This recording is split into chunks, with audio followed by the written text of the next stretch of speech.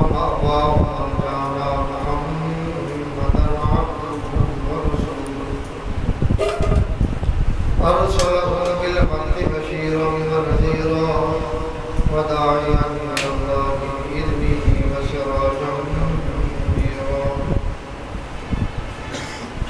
أما بعد فقد قال الله تبارك وتعالى عز وجل: أعوذ بالله السميع العليم من الشيطان الرجيم. بسم الله الرحمن الرحيم.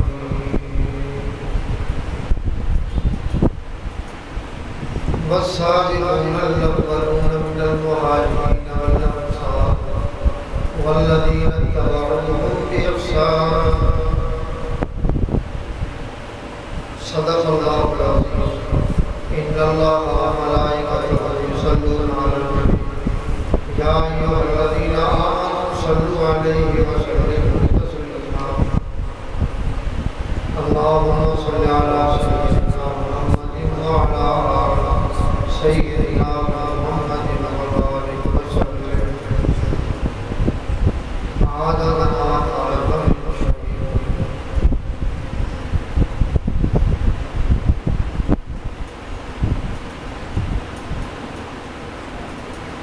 جزا الله عنا محمدا صلى الله عليه وآله وسلم بما قال.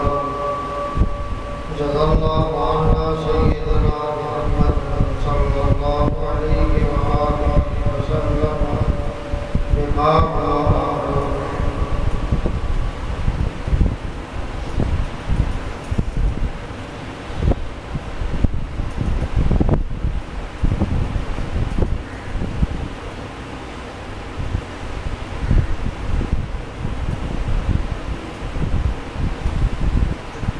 والسابقون الأولون من المهاجرين والأنصار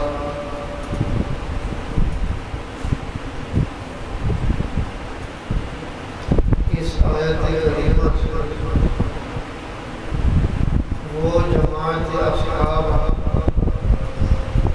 علیہم الرضوان مراد ہے جن کو اللہ تعالیٰ نے ایمان لانے میں سبقت عطا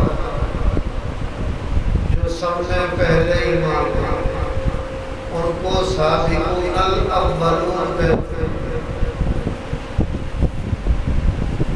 ان میں دو جماعتیں ہیں: من المہاجرین جنہوں نے اللہ کی راہ میں دین کے لیے ہجرت کی، والانصار اور وہ لوگ جو مدینہ المنورہ زادہ اللہ شرفا و تکریما کی رہائش تھے.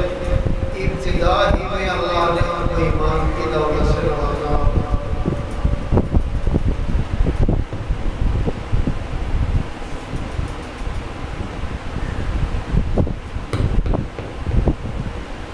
اس ایمان کی دولت کو حاصل کرنے والوں میں امام الانبیاء صدر کون مقام صلی اللہ علیہ وسلم کے چچا زاد بھائی میری مراد ان سے سیدنا و مولانا حضرت مولا علی بن ابی طالب رضی اللہ تعالیٰ عنہ.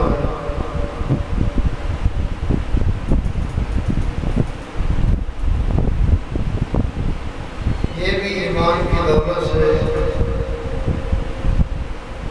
ابتدائے زمانہ میں مشرف ہوئے. ان کی زندگی اس قدر قابل رشک ہے کہ امام الانبیاء سرور کون مقام صلی اللہ علیہ وسلم بچپن سے لے کر جوانی تک ان کی تربیت کی.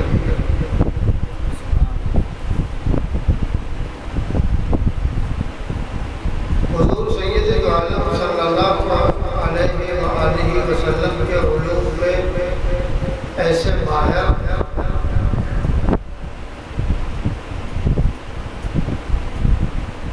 کہ جس کی مثال حضرات اصحاب میں نہیں پائی جاتی. یہی وجہ ہے کہ سیدنا حضرت ابو بکر صدیق رضی اللہ تعالیٰ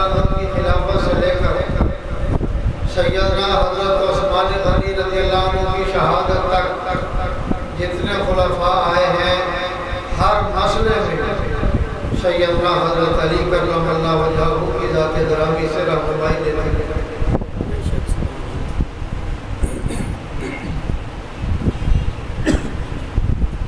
ایک دور وہ بھی آیا کہ سیدنا و مولانا حضرت علی کرم اللہ وجہہ بیت اللہ شریف میں کھڑے ہوئے اعلان فرمایا، لوگوں قرآن کی کسی آیت کے متعلق تم پوچھنا چاہتے ہو، وہ کب نازل ہوئی، کہاں نازل ہوئی، کس مقصد کے لیے نازل ہوئی، میں حاضر ہوں۔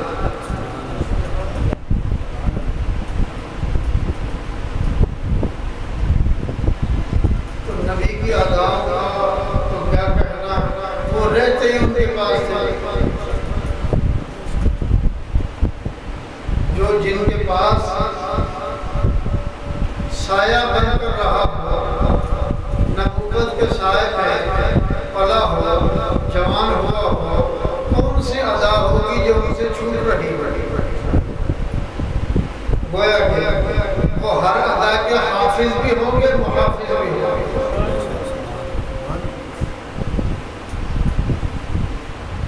ان کے گھرانے کی شان حضرت ابو ذر غفاری رضی اللہ تعالیٰ عنہ بیان کرتے ہیں۔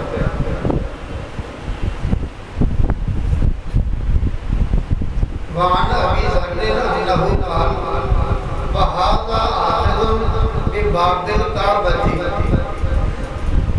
حضرت ابو ذر غفاری رضی اللہ تعالیٰ عنہ بیت اللہ شریف کا دروازہ پکڑ کر کھڑے تھے اور لوگوں میں اعلان فرمایا، لوگوں تم میں اکثریت مجھے جاننے والی ہے، جو جانتے ہو بہت اچھا، نہ جانتے ہو میں تمہیں بتائے دیتا ہوں کہ میں ابو ذر غفاری ہوں۔ میری بات سن لو جو میں نے حضور سید عالم صلی اللہ علیہ وسلم سے سنی ہے، وہ یہ الا ان مسئلہ اہل بیت،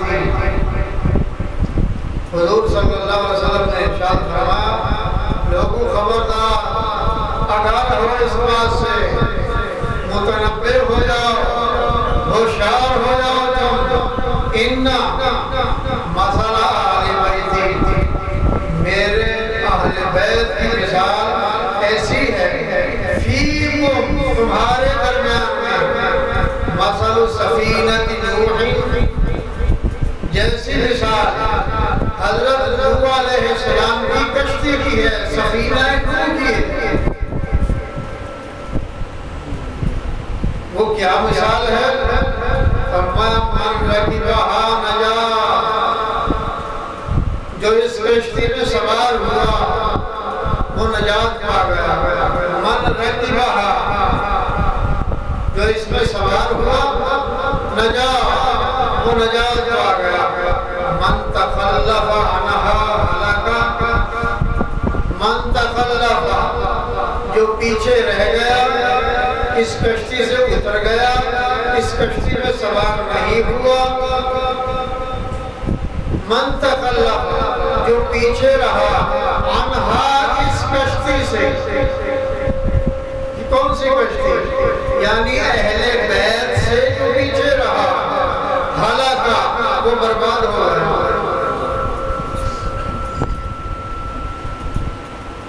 ایک اور بات سمجھایا دیتا ہوں،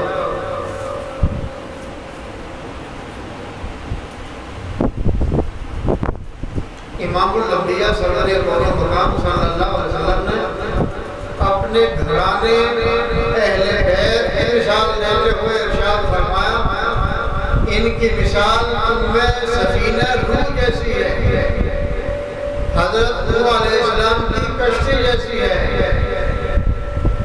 جو سوار ہوا وہ نجات پا گیا، جو رہ گیا وہ ہلاک ہو گیا۔ اور حضرات اصحابہ رضوان اللہ تعالیٰ علیہم اجمعین کے بارے میں ارشاد فرمایا، اصحابی کالنجوم، میرے اصحابہ ستاروں کی مانند ہیں، بِأَيِّهِمْ اِقْتَدَيْتُمْ اِقْتَدَيْتُمْ، جس کے پیچھے تم چلو گے وہ تم تمہاری رہنمائی کرتا ہوا تمہیں نجات تک لے جائے۔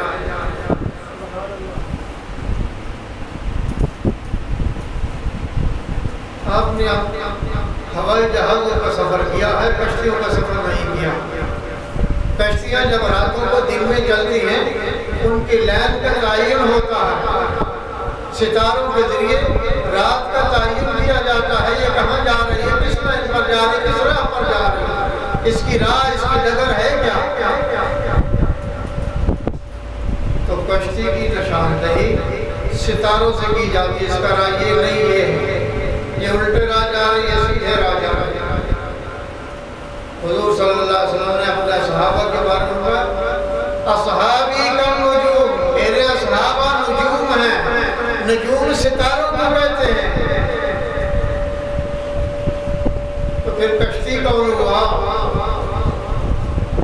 کشتی اہل بیت ہے، جس کی محبت اہل بیت کے ساتھ نہیں، وہ صحابہ کا کروڑ مرتبہ تذکرہ کرے، اس طرح بے ایمان ہے جس طرح نمرود اور فرعون بے ایمان ہے۔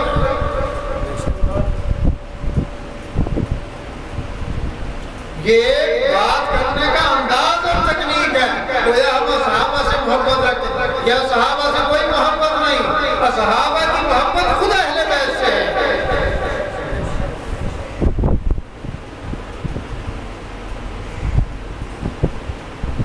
اس کی مثال سیدنا حضرت ابو بکر صدیق رضی اللہ تعالیٰ عنہ خلیفہ مقرر ہوئے، منبر پر خطبہ ارشاد فرمانے کے لیے تشریف فرما سے حضرت حسن رضی اللہ تعالیٰ عنہ تشریف لے آئے۔ آپ کی عمر تھوڑی سی تھی، لیکن اتنی تھوڑی بھی نہ تھی کہ سوجھ بوجھ نہ رکھتے تھے۔ منبر کے قریب آ کر ارشاد فرمایا یہ میرے ابا کی سیٹ ہے، نیچے اتر جاؤ، نیچے آ جاؤ، یہ میرے ابا کی سیٹ ہے، یہ کرسی میرے ابا کی ہے، والد کی ہے میرے۔ سیدنا حضرت ابو بکر صدیق رضی اللہ تعالیٰ عنہ جو رمز شناس نبوت ہے، نائب رسول ہے، جلدی سے منبر سے اترے، ان کو گود میں اٹھایا، خود بھی روئے، بچے کو بھی رلایا اور اپنی گود میں لے کر بیٹھے روتے رہے۔ فرمان لگے ہاں باقی تیرے باپ ہی کی کرسی ہے، تیرے ابا ہی کی کرسی ہے، میرے باپ نے تو کرسی نہیں چھوڑی۔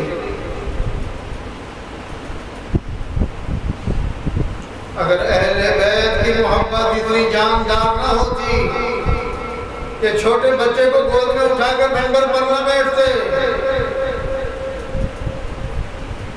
معلوم ہوا یہ حضرات اہمیت کے حامل ہیں۔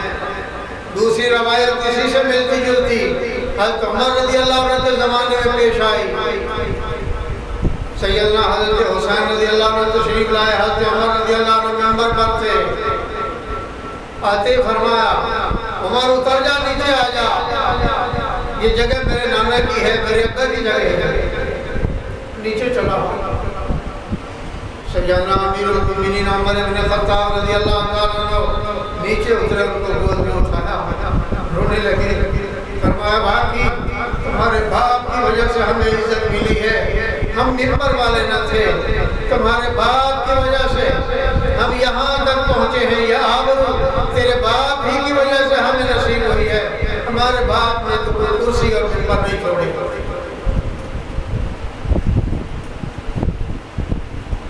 امام الانبیاء سرور کون مقام صلی اللہ علیہ وسلم، مسلم کی روایت ہے، جب نماز پڑھتے تھے نفلوں کی نماز میں، حضرت اسامہ اور حضرت حسن رضی اللہ تعالیٰ عنہ حضور صلی اللہ علیہ وسلم کی خدمت میں جلدی سے پہنچ جاتے، یا آپ خود ہی اٹھا کر ان کو لے آتے۔ جب کھڑے ہوتے قیام کے لیے دونوں کو گود میں اٹھا لیتے، ایک ہی ساتھ، ایک اس کو اوپر، دونوں کو اٹھائے ہوئے تلاوت فرما رہے ہیں۔ جب رکوع میں جاتے نیچے اتار دیتے۔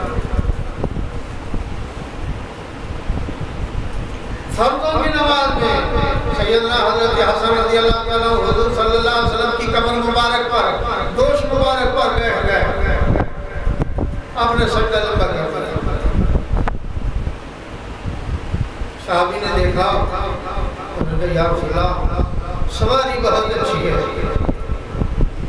امام الانبیاء صلی اللہ علیہ وسلم نے فرمایا سواری اچھا ہے،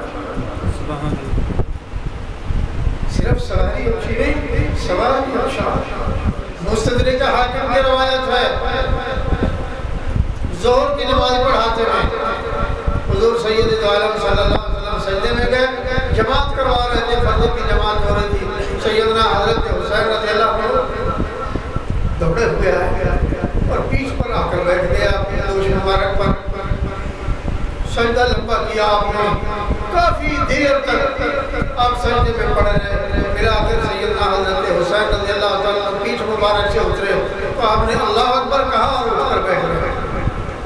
آپ نے سلام پھیرا، صحابہ نے پوچھا یا رسول اللہ نماز لمبی ہو گئی، کوئی حکم خاص آ گیا تھا یا سجدے اتنے لمبے ہو گئے؟ آپ نے فرمایا کچھ نہیں ہوا، احکام بدستور ہیں شریعت کے۔ حسین میری پیٹھ پر آ کر بیٹھ گیا تھا، مجھے ڈر ہوا، مجھے خوف ہوا، مجھ پر لرزہ آیا، ایسا نہ ہو میں اٹھوں کہ بچہ گر جائے اور اس کو چوٹ لگ جائے۔ امام الانبیاء سرور کون مقام سید الاولین والآخرین صلی اللہ علیہ وسلم حضرت حسین کو پیٹھ سے نیچے گرنے کو برداشت نہ کریں، اور یزیدی فوجوں نے جس طرح حضرت حسین رضی اللہ عنہ کو شہید کیا اور آپ کے دست اطہر پر گھوڑوں کی ٹاپوں کے ساتھ پامال کیا، ان ملعونوں پر لعنت نہ بھیجی جائے تو اور کیا بھیجا جائے؟ اب بھی کہتے ہوں کہ ان کی برات کرنی چاہیے، کس بات پر برات کرنی چاہیے؟ جب حضور سید عالم صلی اللہ علیہ وسلم نے ارشاد فرمایا لوگو ایک دور آنے والا ہے جب لوگ میرے صحابہ کو برا کہیں گے، من سب صحابی فعلیہ لعنت اللہ، جو صحابی کو برا کہے تو کہو کہ پر اللہ کی لعنت ہو۔ حضرت حسن حضرت حسین رضوان اللہ تعالیٰ علیہ دونوں صحابی ہیں، امام بخاری رحمہ اللہ ان سے روایت لائے ہیں حضرت حسین رضی اللہ تعالیٰ عنہ سے بخاری میں،